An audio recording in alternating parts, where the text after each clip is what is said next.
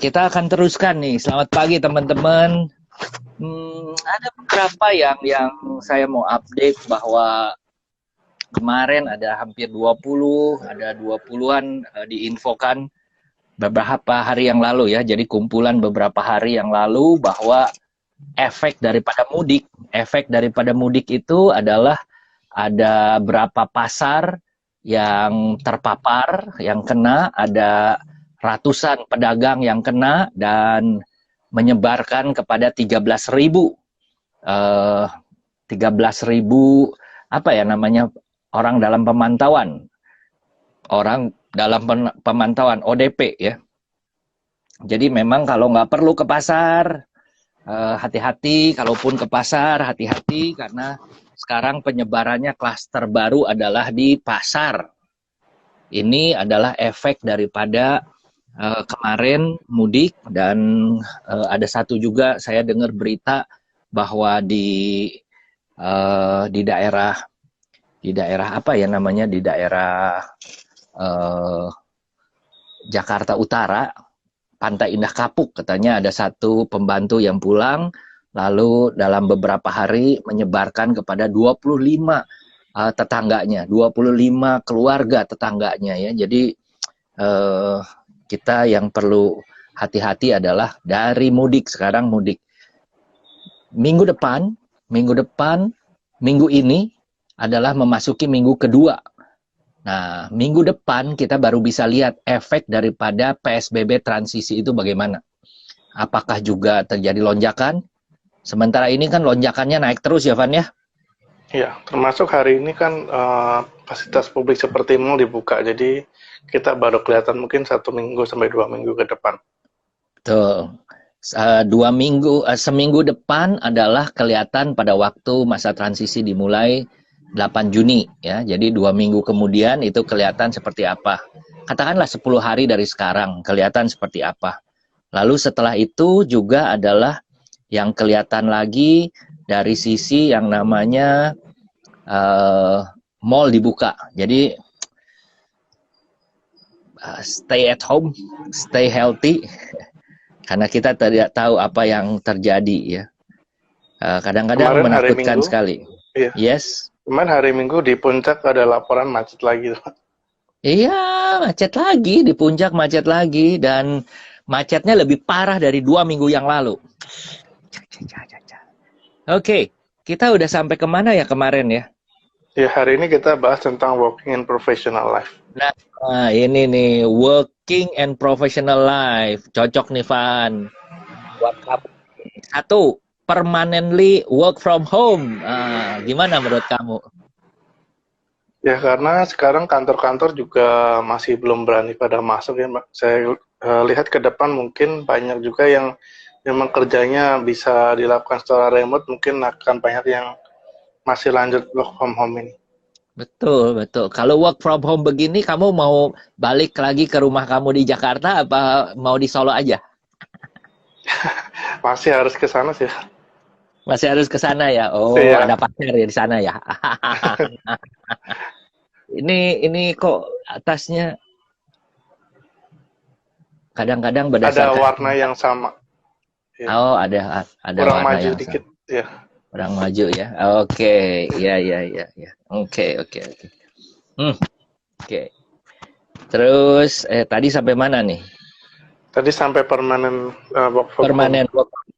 Menurut saya ini akan menjadi satu tren baru dan saya mulai menyukainya. Saya bisa berhubungan dengan semua teman-teman lewat work from home. Ternyata ya work from home ini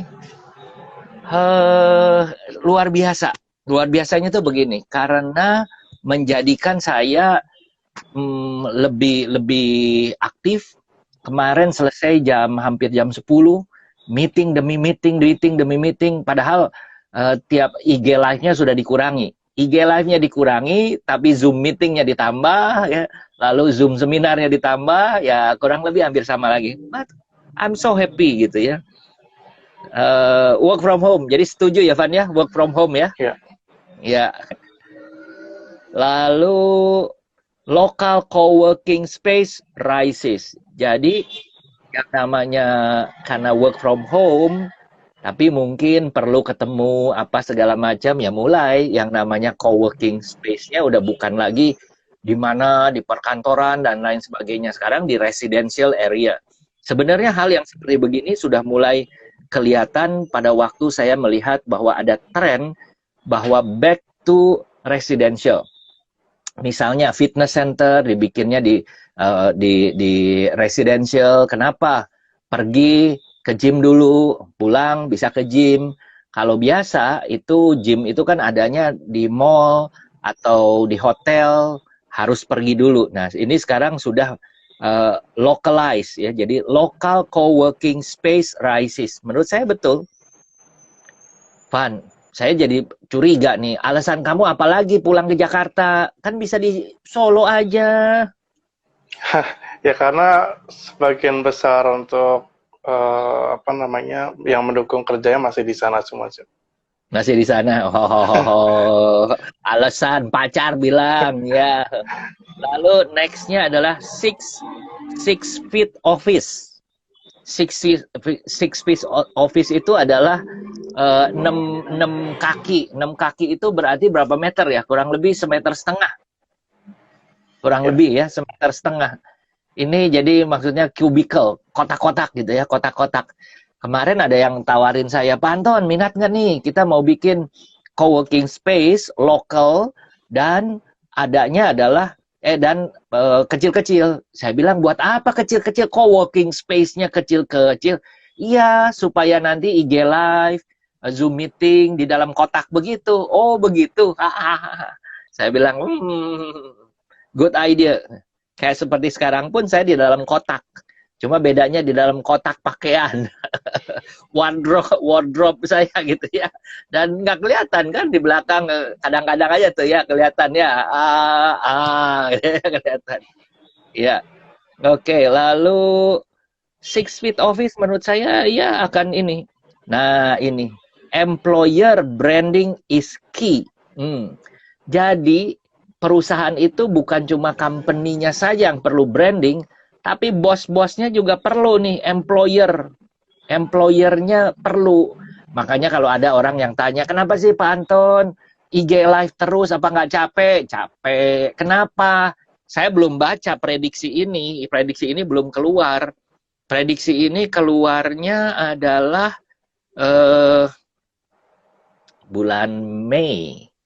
Saya kan sudah 13 April, sudah mulai personal branding gitu ya. Orang sampai kadang-kadang bingung, Pak Anton nggak capek ya? Tiap hari berapa? Nah, sekarang sudah dikurangin, tapi seneng. Kalau seneng nggak apa-apa kan, Pan? Iya. Lalu, employer branding is key. Jadi cuma bukan company aja ya. Bukan company aja, tapi juga employer. Nah, ini nih nextnya. Reskilling, skill.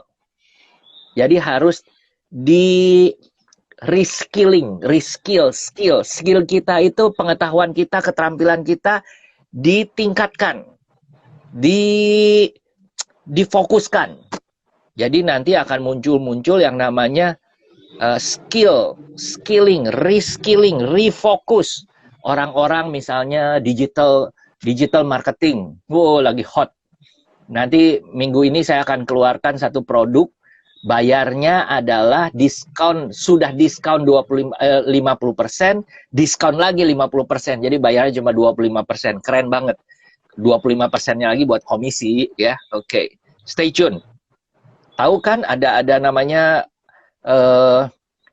ATC Reseller Community. Van udah ikut belum Reseller Community? Sudah. Kamu mesti ikut ya, belajar. Ya. Paling tidak kita belajar sesuatu yang berbeda, kita belajar yang ngajarinnya gratis gitu kan ya. Iya, ilmunya gratis tanpa modal. Udah nggak ribet, bisa jual, nggak bisa jual, nggak usah jual. Kerjanya apa? Kerjanya cuma ngeblas aja. Kamu ngeblas aja. Ngomong-ngomong itu yang kemarin ngeblas udah ada duitnya, udah dibayar belum komisinya? Katanya hari ini. Oke. Kemarin saya udah tanya, saya bilang, ini mana? Saya punya alasannya adalah karena datanya nggak lengkap. Memang ternyata ada missing datanya nggak lengkap. Jadi pas data nggak lengkap itu adalah data rekening koran saya nggak lengkap ya, jadi saya nggak dibayar. Padahal saya udah coba-coba gitu ya, lumayan juga sih. Kamu punya kenapa telat bayarnya? Karena nggak dilapor aja, Pak. Jadi harus dilapor dulu. Supaya Oh, diverifikasi, iya. oke. Nah, next tadi skill diperbaiki skillnya, talent tertentu akan menjadi ini menjadi dicari orang. Sekarang ya, pekerjaan apa sih yang lagi hot? Jagain sosmed aja ngegajinya bisa UMR. Kalau jadi apa namanya, reception staff, reception apa ya namanya, reception gitu ya, staff yang jadi reception itu aja sekolah dan lain sebagainya. Jadi tiketing sekolah, yang namanya Instagram, yang jagain Instagram, jagain sosmed, nggak ada pelajarannya. Tetapi sekarang itu menjadi hot, dicari staff-staff yang jago seperti begini ya. Lalu, nah ini nih, tadi rethinking meetings. Jadi sekarang dipikir ulang, meeting itu mau gimana? Apakah saya mau meeting ketemu secara fisik? No.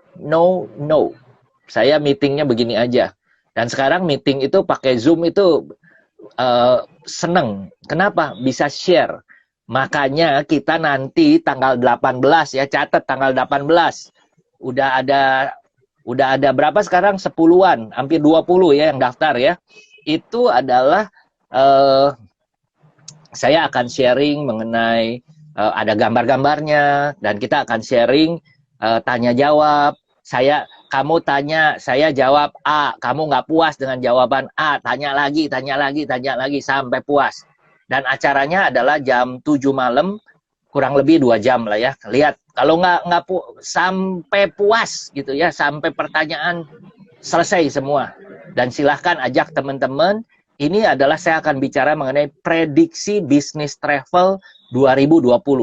Makanya udah berapa hari kan saya nggak ngomong tentang kenapa? Karena biasanya saya update sedikit-sedikit gitu ya. Nah, ini lagi dikumpulin jadi bahan ya. Oke, rethinking meeting. Udah, saya nggak bakalan meeting pakai secara fisik datang lagi. Next, remote recruiting. Saya di Jakarta, Livan di Solo. Lalu nanti mungkin ada bagian staff kita lagi di mana gitu. Boleh. Nah, makanya di sini disebut remote recruiting. Jadi sekarang nge-recruit, meng-hire, menggaji staff nggak perlu datang ke kantor lagi, karena semua udah work from home. Yang perlu apa? Yang perlu adalah dia skillnya bisa. Makanya sekarang itu akan terjadi di bagian yang lain kan ditulis di situ. Ada yang namanya mengenai city. Di situ deurbanization. Urbanisasi, urbanisasi. Maksudnya apa? Orang-orang yang biasa sekarang itu maunya ke kota, dia nggak mau ke kota lagi. Udah, saya di daerah aja ya Pak ya, boleh. Kerjanya di rumah, boleh. Yang penting apa? Yang penting adalah delivered. Kita sekarang semua kerjanya di rumah. Bagian desain saya jalan, nggak masalah. Dan semua oke, kerja di rumah gitu ya. Oke, remote recruiting. Nah, ini nih. Next, working at home. Pekerjaan job thrift itu meningkat. Jadi kalau ditanya, Van, ada kerjaan nih. Sekarang ditanya, kerjanya bisa di rumah nggak? Gitu ya. Kerjanya bisa di rumah saya nggak? Bisa. Kalau udah kerja di rumah, baru nanya lagi. Tapi saya tinggalnya di Solo. Kantornya di mana? Kantornya di Bulan, Van. Bisa nggak nanti meetingnya ke Bulan? Oh iya, meeting ke Bulan tiap malam ya. Mimpi meeting ke Bulan gitu ya. Jadi working at home jobs, jadi pekerjaan yang kerja di rumah akan thrift, akan trigger, naik gitu ya. Itu akan meningkat dan menurut saya wajar. Ini semua adalah walaupun prediksi, tapi prediksinya menurut saya mendekati kebenaran. Next, Digital remote leadership. Nah, maksudnya itu apa? Digital leadership, digital remote. Jadi saya kalau lagi meeting, saya ngomongnya lewat webinar. Kalau saya melakukan seminar juga webinar. Semua online dan remote. Apakah mereka tahu saya ada di mana? Nah, ini ada di mana nggak tahu. Pokoknya background-nya benar gitu ya. Dan kemarin saya tanya-tanya ke Pak Handrawan Nadesul, Pak Dokter. Pak, saya mau ikut dong. Bapak bikin senior living di Bali, mau ikut dong. Saya kalau ke sana, saya seneng nih, pemandangannya sawah, pemandangannya laut, pemandangannya gunung gitu ya. Mau dong, tapi satu syaratnya, ada internet nggak? Kenceng Pak Anton internetnya. Wah udah, Livan boleh balik lagi ke Jakarta. Saya nggak mau, saya ke Bali aja, saya santai di sana ya. Usia sudah tua, saya rentan dengan virus gitu ya. Dan Bapak Ibu ini ngomong mengenai virus sedikit ya. Saya biasanya jarang mau ngomong tentang virus, tapi ada beberapa update yang perlu kita sadari. Bahwa sekarang ternyata ketemu salah satu penyebab meninggal. Banyak orang meninggal karena sesak napas. Sesak napas pakai ventilator. Pembantu untuk oksigen. Oksigennya nggak ada, masuk. Lalu dokter peneliti dari China, dari Jerman, dan dari Amerika, mereka kerjasama. Ketemu, di otopsi, jadi di black. Dilihat dulu. Apa sih? Ternyata di dalam paru-paru itu ada lendir. Ada lendir. Ya. Lendirnya ini bagaimana? Ternyata lendirnya ini kental sekali. Kemarin saya lihat ada satu contoh video. Dan itu pakai bahasa Indonesia. Artinya itu adalah dokter Indonesia, ya, bukan dokter asing. Jadi dokter Indonesia yang menerapkan, mereka mencoba. Dan memang yang namanya, kemarin saya confirm dengan Pak Dokter Handrawan, bahwa teknologinya sudah ada. Bahwa kalau lendir, penyakit lendir di Jepang itu disebutnya apa, mukus atau apa kalau nggak salah, itu membuat paru-paru sesak, seperti tercekik. Jadi kasih ventilator juga nggak ada guna. Kenapa? Posisinya adalah yang terserang paru-paru yang penuh dengan lendir, yang nggak bisa napas gitu kan. Yang perlu adalah lendirnya disedot keluar. Nah, ini disedot keluar, apa ya? Seperti lem, ya, seperti lem. Dan banyak gitu ya. Dan dia bilang ini baru di satu lokasi. Nah, mereka itu sekarang ketemu caranya. Mereka lagi liatin, kenapa ya orang yang sudah sesak napas, kan penyakitnya sesak napas, lalu dikasih ventilator, kebanyakan meninggal. Yang tidak sesak napas, tidak dikasih ventilator, kebanyakan sembuh. Nah, ternyata penyakitnya adalah paru-parunya ada lendir. Lendirnya ini mesti disedot, baru paru-parunya bisa berfungsi lagi, baru sebenarnya nggak usah pakai ventilator. Jadi yang susah-susah bikin ventilator sekarang nggak perlu lagi, karena ventilatornya nggak perlu lagi sekarang. Itu salah satu update ya. Lalu di China, Beijing itu lockdown lagi karena ada yang kena klaster baru, dan dari sana ada orang dari, kan udah provinsi udah boleh jalan, Liaoning, dari Liaoning juga itu kena lagi gitu ya. Jadi mereka sekarang lagi lockdown lagi. Jadi digital remote leadership. Jadi sekarang itu bos nggak perlu di kantor lagi, ya mungkin ketemu setahun beberapa kali gitu ya. Ini Zoom fatigue. Udah bosen, Zoom lagi. Sebenarnya enggak loh. Saya mulai enjoy kayak WA. Kamu WA, kalau kamu berapa menit sekali kamu cek WA? Berapa jam sekali? Sehari berapa kali kamu cek WA? Oh, bisa ratusan kali, Pak. Iya. Begitu bunyi, lihat lagi. Nggak bunyi juga kita iseng. Apakah ini mendadak nggak bunyi gitu kan ya? Iya, udah biasa. Menurut saya, kalau ini enggak lah. bukan ya melelahkan maksudnya ya, Zoom fatigue. Jadi kita melelahkan terus Zoom-Zooman. Kemarin itu saya Zoom jam 4 saya Zoom, jam 6 enggak, jam 7 enggak, jam 8 Zoom lagi, terus pagi kemarin Zoom juga. Jadi kemarin 3 kali.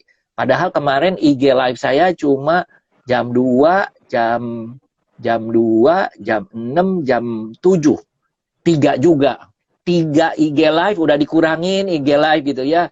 Istri saya seneng, oh ya Pi, bagus Pi, ada waktu, kita bisa ngobrol, bisa makan. Dia lagi masak ini, masak itu melulu gitu ya. Saya jadi gendut.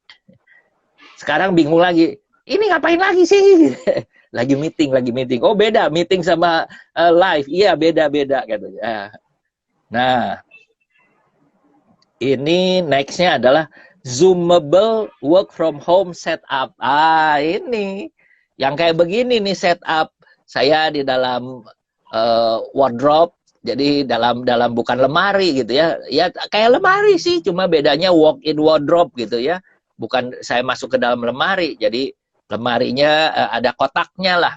Dan saya di situ setup gitu ya, di belakang. Terus saya juga ada, kalau Zoom masih belum bisa tuh. Karena belakangnya itu Zoom itu harus rata. Dan kalau nggak rata, ya jelek-jelek beginilah, kayak begini gitu ya. Tapi ya it's okay, ini kan acceptable gitu. Nah, Zoomable working from home setup. Oke, Van, ada yang mau komentar, Van? Ya sebenarnya kalau tentang Zoom ini ya, itu kan sebenarnya kalau saya sendiri sudah pakai dari sekitar 2 tahun yang lalu. Dan sebelum ada Zoom juga sudah pakai platform yang lain gitu kan. Cuma selama kerja itu kan kalau ada klien atau apa ajak meeting itu kan tidak bisa apa yang namanya, tidak ada alasan untuk tidak ketemu gitu kan. Padahal kan transport jauh dan segala macam gitu. Nah, dengan adanya sekarang ini tuh jadi menjadikan ini tuh biasa gitu loh. Jadi tidak ada sesuatu yang aneh kalau tidak harus ketemuan secara tatap muka gitu. Betul. Ini yang menarik sebenarnya. Kenapa kita menjadikan Zoom meeting ini menjadi normal gitu ya, menjadi normal. Good.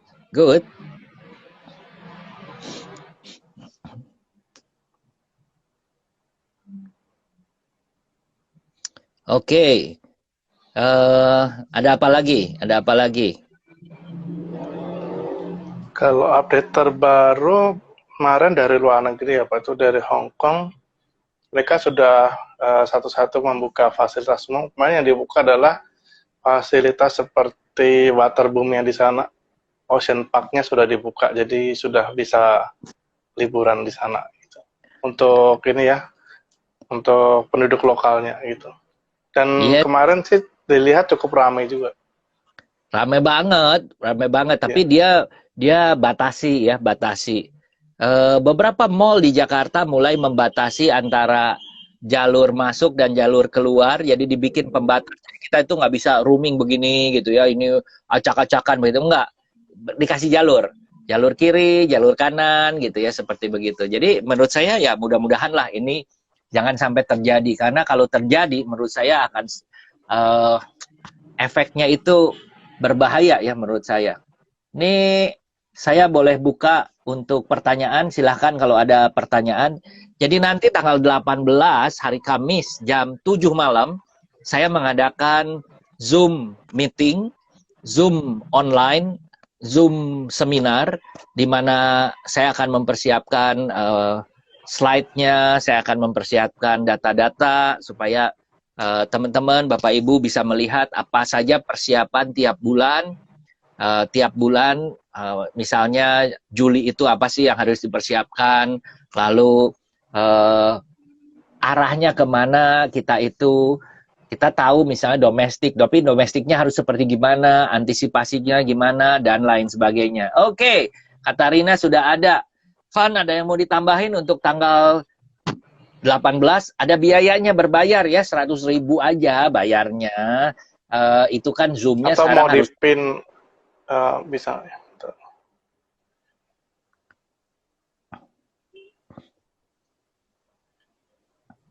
100.000 bayarnya apa nggak mahal lah.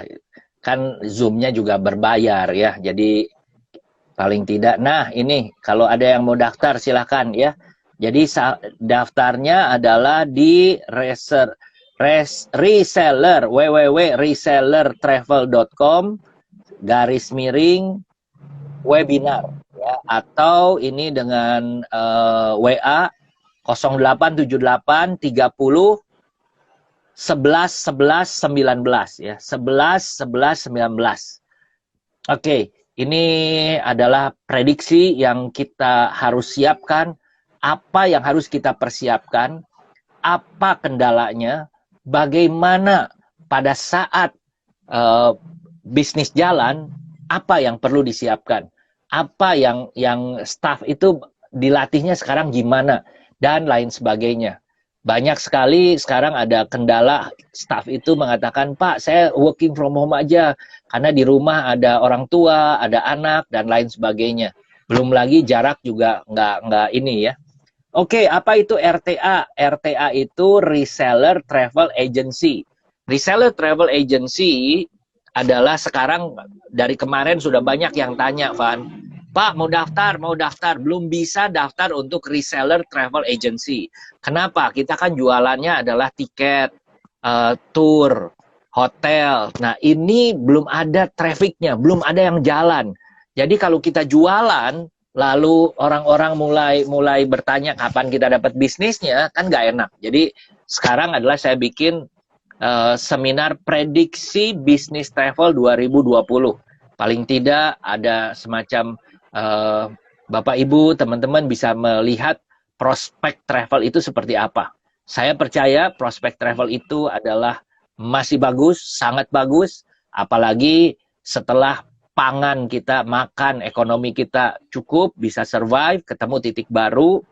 Sebab sekarang itu terjadi banyak sekali orang-orang yang kekurangan penghasilan. Tetapi di sisi lain juga banyak orang yang mendapatkan penghasilan tambahan. Kenapa? Karena ilmu-ilmu yang tertentu, yang digital, sosial media seperti itu menjadi hot sekarang ya. Oke, Van, saya ya, undang Katarina ya.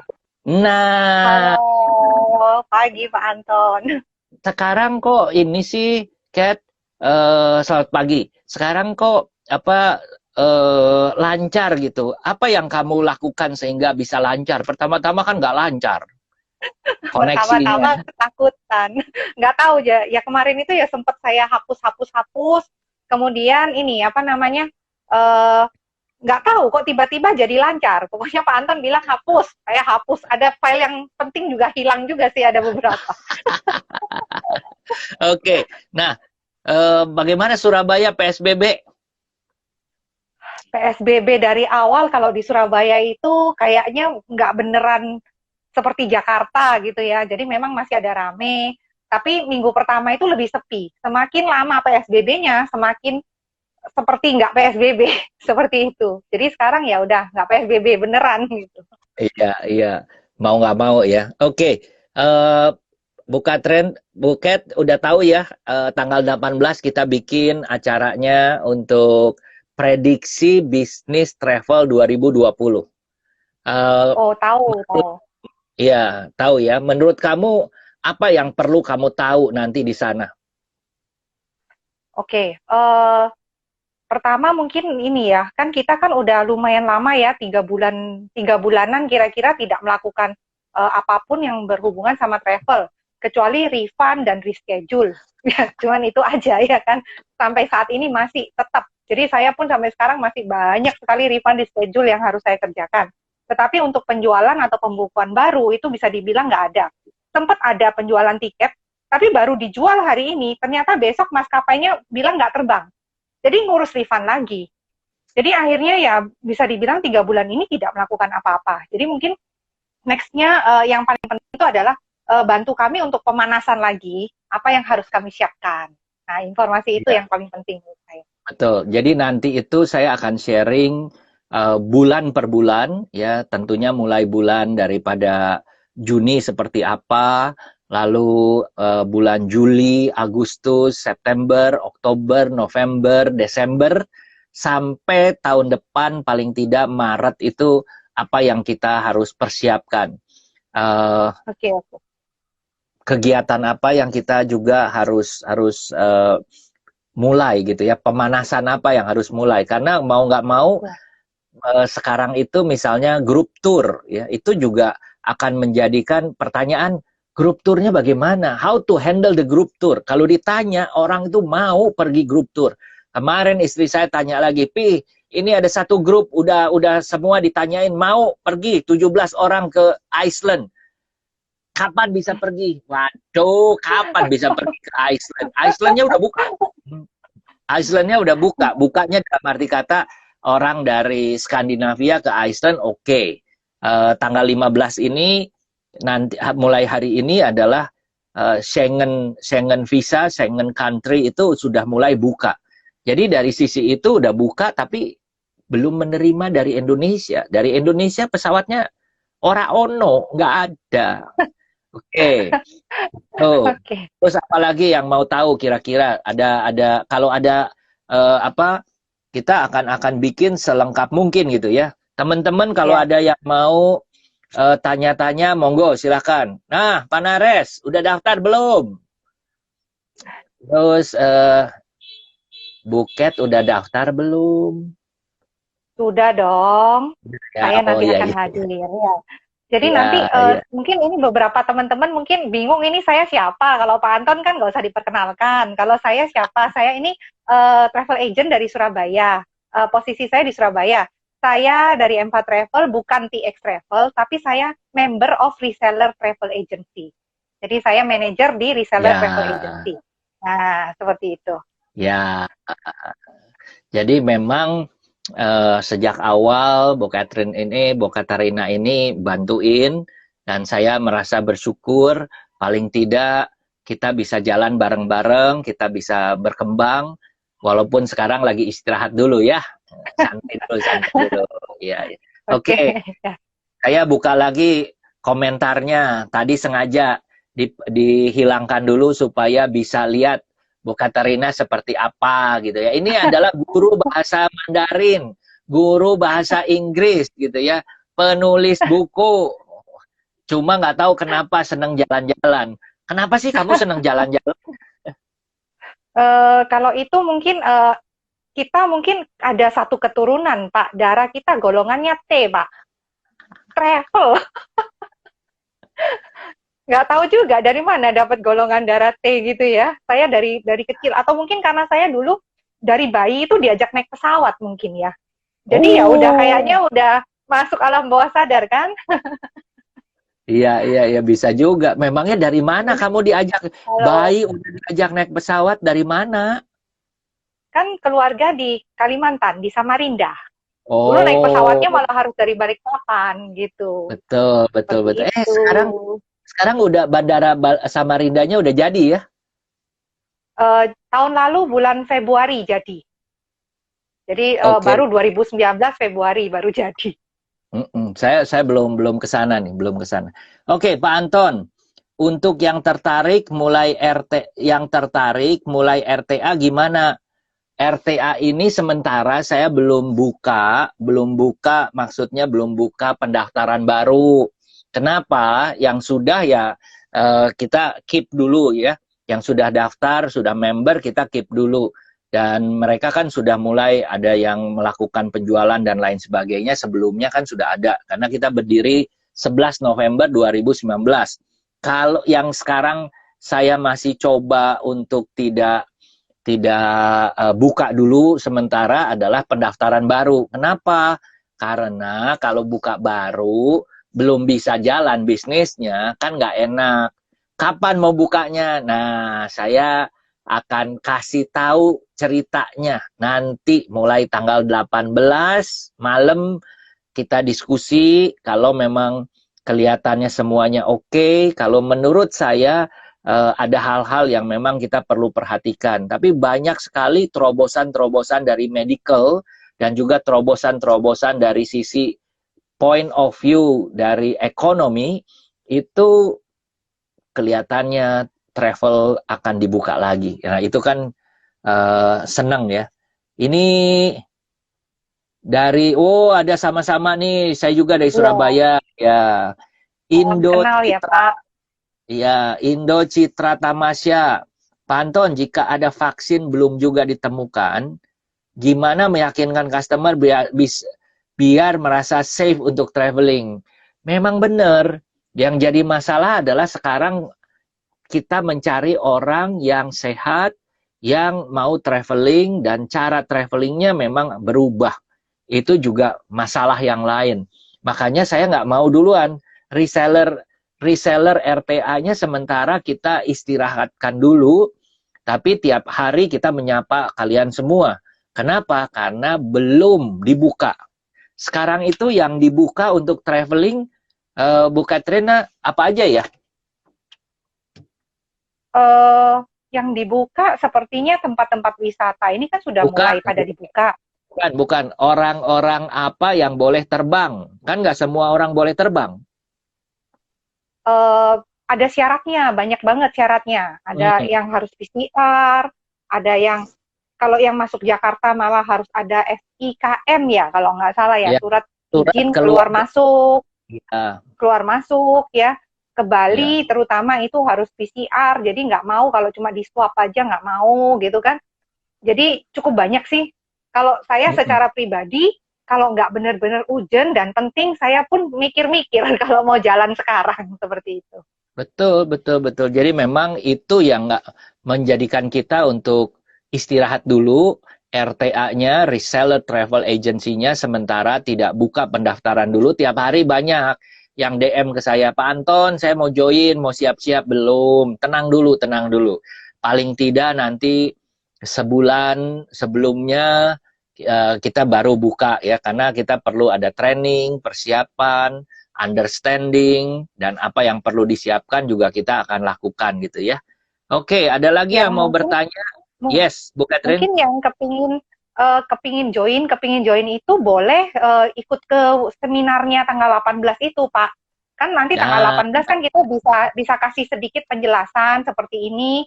Selain prediksi kan kita juga bisa kasih gambaran apa sih sebetulnya reseller travel, kemudian di reseller travel itu uh, kita bisa dapat apa saja, ya kan? Bagi teman-teman biar dapat gambaran yang lebih pas supaya nanti pada saat benar-benar traveling ini bisa jalan, reseller travel sudah buka, mereka tinggal action, udah nggak perlu nanya lagi di reseller tuh ada apa dan sebagainya. Kalau menurut saya join aja teman-teman yang memang ingin betul, tahu. betul, Ya, betul, betul. Bu, ada pertanyaan? Saya spesialisasi menjawab pertanyaan. Kemarin oke. kan ini yang 100 prediksi live after COVID gitu ya. Bu Katrina lihat bagaimana ya? Serem nggak sih? Jadi Uh, serem. Gimana ya? Kalau menurut saya itu walaupun seram, walaupun kita tidak kepingin, tapi itu bisa terjadi. Intinya kan mau nggak mau, suka dan tidak suka, kita harus hadapi. Nah, lebih baik kita tahu sekarang daripada kita nggak tahu apa-apa, tiba-tiba kita harus menghadapi. Itu yang saya Hmm. lihat, nggak apa-apa, prediksi atau apapun, kita tahu aja, kita buat persiapan yang kita bisa siapkan. Tetapi kalau misalkan ternyata katakanlah ada hal-hal yang di luar kontrol kita tidak bisa siapkan, ya kita jalan aja, go with the flow. Mau apa Hmm. gitu kan? Kita nggak bisa, istilahnya bisa mengontrol apapun. Orang COVID aja kita nggak bisa ngontrol ya kan? Terus prediksi-prediksi, monggo silakan. Kita tahu boleh, tapi jangan itu dijadikan patokan. Namanya Yes. juga prediksi. Bisa benar, bisa salah, ya kan? Buat apa kita mengkhawatirkan sesuatu yang belum terjadi dan belum tentu akan terjadi. Tetapi bukan berarti kita santai-santai, kita tetap harus ada persiapan. Yang bisa kita siapkan, kita siapkan. Seperti itu. Iya, tapi seperti ini ya, kehidupan berkeluarga menjadi penuh dengan kecemasan. Ini kan udah bener, kita takut tertular, lalu keluarga semakin dekat, terjadi Bagus juga. itu. Iya, itu Bagus, Pak. bagus. Tapi di Jepang terjadi yang namanya satu fenomena baru di mana orang Jepang itu tadinya kan di China mulai terjadi perceraian karena mungkin ketemu kamu lagi gitu ya. Nah, kalau biasa mungkin ada apa ya, ada intermesonya, pergi ke kantor nggak ketemu, nanti pulang ketemu sebentar gimana gitu ya. Kontaknya nggak terlalu sering. Nah, ini begitu kontak sering 3 bulan di lockdown terjadi perceraian. Di Jepang fenomenanya berbeda, perceraian juga, tetapi ininya beda. Jadi buat orang Jepang yang namanya laki-laki itu bertanggung jawab untuk mata pencaharian. Nah, sekarang si laki-laki itu ada di rumah. Biasanya laki-laki Jepang itu kalau pulang, misalnya contoh ya, mulai jam 9, pulang jam 5. Mereka itu tidak pulang jam 5. Kenapa? Kalau mereka pulang pagi ke rumah, itu istrinya nanya, "Papi kerja, kantor nggak ada kerjaan, atau kamu nggak ada lembur gitu ya." Jadi mereka itu sudah biasa harus ngelembur nggak digaji, dan mereka kumpul-kumpul, lobby, meeting seperti begitu. Kalau nggak pulang itu malahan istrinya bangga, wow suamiku tuh luar biasa kerjanya sampai nggak pulang gitu ya. Dan di Jepang itu ada yang namanya kebiasaan tidur siang. Jadi misalnya jam 12 sampai jam 1 istirahat makan, mereka bisa makan dan mereka bisa tidur. Di kantor tidur siang itu biasa. Sebagai apa? Sebagai tanda. Malahan ada beberapa fenomena yang mengatakan kalau kamu tidak tidur siang, tidak ketiduran di kantor siang, waktu tidur gak tidur, artinya kamu kurang kerja keras. Kalau kamu kerja keras, kecapean, jadi tidur gitu ya. Nah, ini fenomena berbeda dengan perceraian yang di China. Bayangin, namanya hotel kapsul. Hotel kapsul itu 1.500 yen. Dia lakunya adalah dari jam 12 malam sampai pagi. Jadi dia mandi di situ, tidur di situ, bayarnya 1.500. Kalau dia pulang ke rumah itu bayarnya bisa 25.000, 30.000 yen. Kali 100 berapa? Yen itu 130 mungkin. Nah, jadi kan mereka pilih ya udah bayar 1.500, tidurnya di kapsul atau tidurnya cuma telentang begitu saja gitu. Yang penting kan mereka juga ada mabok-mabok, udah nggak bisa ngapa-ngapain gitu ya. Udah pokoknya tempat aja, dak aja gitu ya. Kalau mabok tidurnya di restoran kan nggak boleh. Nah, ini terjadi adalah bahwa yang minta cerai itu adalah laki-laki, bukan perempuan. Laki-laki. Kalau yang di China itu bisa laki, bisa perempuan. Tapi kalau yang di Jepang kebanyakan adalah yang minta cerainya adalah laki-laki. Kenapa? Merasa harga dirinya jatuh, tidak bisa memperlihatkan bahwa tugas suami adalah mencari nafkah, dan salah satu tanda mencari nafkah itu adalah di luar rumah gitu ya. Itu mungkin juga sang istri jadinya ini ya, lihatnya dia lagi. Nggak tahu nih, menurut kamu gimana? Rasanya ya kembali lagi ya ke masing-masing ya Pak. Kan tiap keluarga itu yang dihadapi beda. Kan masing-masing pribadi juga beda. Ada orang yang maksudnya menghadapi masalah, dicari solusi. Ada orang yang menghadapi masalah, dia menghindar. Ya mungkin orang-orang yang ini udah menghindar, jadi dia merasa masalahnya seperti ini udah bagi dia ini udah terlalu berat, dia menghindar, ya udah paling gampang udah cerai aja. Kan ada yang seperti itu, Pak. Jadi kembali ke masing-masing kalau menurut saya. Jadi gimana ya, nggak bisa, kita nggak bisa pukul rata. Oke, good. Oke, ada pertanyaan yang lain? Kalau tidak ada, saya akan akhiri IG Live pagi ini. Oke, sebetulnya saya ada sesuatu yang saya kepingin apresiasi ke Pak Anton, terutama masalah bagaimana Pak Anton sekarang memperjuangkan untuk Visit Indonesia Domestic Year. Nah, itu saya sangat apresiasi.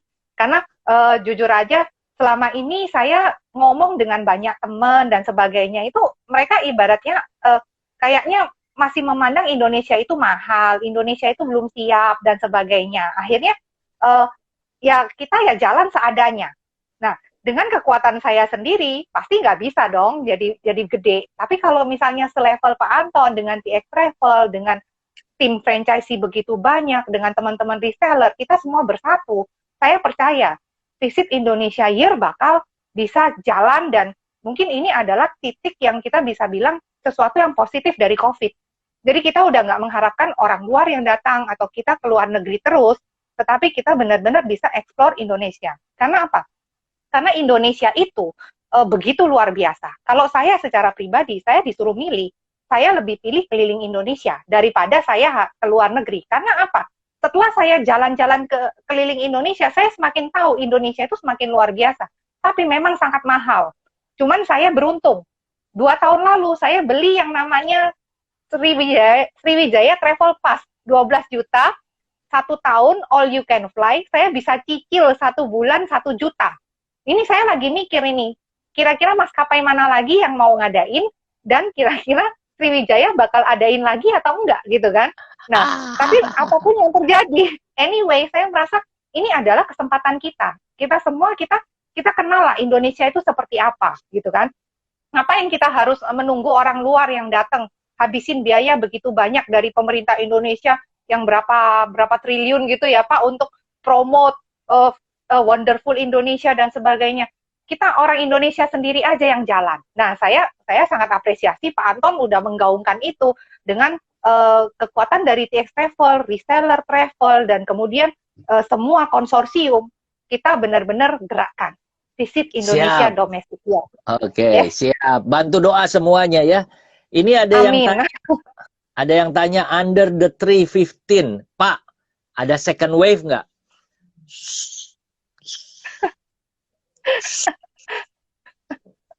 No comment. No comment. Nah, betul Bu, tiket ke Singapura lebih murah kepada ke Bali. Betul, betul. Ke Hainan 3,5. 5 hari, 3 malam, udah termasuk hotel. Ke Bali 4 juta. Gimana? Iya kan, nggak bisa. Oke. Hois. Ini ada yang nanya. Ini sang pendekar nih, sang pendekar. Apakah tempat wisata dan hotel di Surabaya akan ada banyak perubahan setelah PSBB dibuka, Bu? Baik prosedur, harga, fasilitas, paket, dan lain-lain. Bu, Pak Ferry, sang pendekar properti sakti. Ini keren. Oke, kalau menurut saya mungkin kondisi pariwisata, terutama hotel saat ini kurang lebih sama ya, nggak cuma di Surabaya aja. Mungkin ya gimana ya, apa namanya, yang namanya prosedur kesehatan yang Pak Anton selalu bilang HSBC, Health, Safety, HSB, budget, sama convenience, itu yang akan dipakai gitu loh. Jadi tidak hanya Surabaya. Saya pikir Surabaya juga termasuk, dan semua tempat yang lain mereka pasti akan menerapkan seperti itu. Itu pasti akan berubah. Kalau tidak berubah, siapa yang berani? Ya kan? Yes. Seperti itu. Yes. Ya. Yang jadi andalan tempat wisata di Surabaya dan Jatim sekarang apa saja, Bu? Kalau ini modus nih. Pak Ferry minta diajak jalan-jalan ke sana. Iya, ya boleh juga. Datang aja Pak, nanti ketemu. Ya, boleh juga. Oh jangan, kalau ketemu pengennya begitu dia. Ketemu apa lewat aja, Zoom maksud saya. Ya, apa aja, Jadi Bu? kalau Surabaya sih jujur aja, sebetulnya daya tariknya itu untuk orang yang suka sejarah. Ya kan, kalau Surabaya sejarah sama shopping paling. Tapi kalau shopping kayaknya di Jakarta di mana-mana pun ada.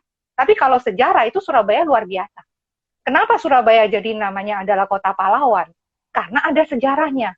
Ada Tugu Pahlawan, itu ada ceritanya, ada sejarahnya juga. Kalau Surabaya itu dulu adalah Bangkar dan sebagainya. Terus bagaimana Surabaya menjadikan Jembatan Merah, itu ceritanya seperti apa.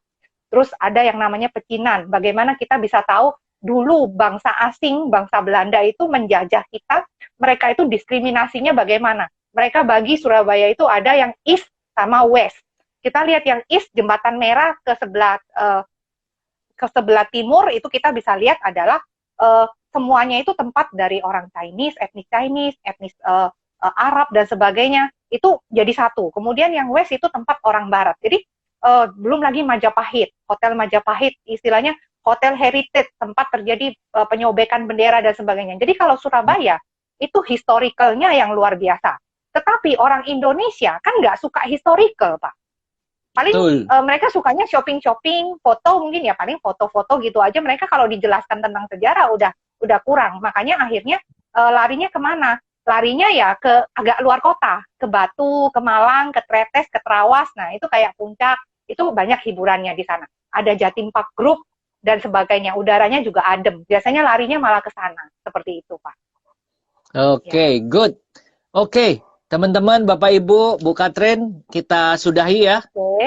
Oke, terima kasih. Saya akan siap-siap next jam 10 dengan Pak Ongki Hojanto bicara mengenai public speaking. Jadi teman-teman kalau ada yang suka susah ngomong, nah susah ngomong kita akan belajar bagaimana belajar ngomong gitu ya. Belajar ngomong, public speaking dari spesialisnya, dari pakarnya. Oke. Oke, terima kasih. Katrin, sampai besok ya. Besok bisa muncul lagi ya. Boleh, siap. Ya, Oke, bye-bye. Bye. Terima kasih.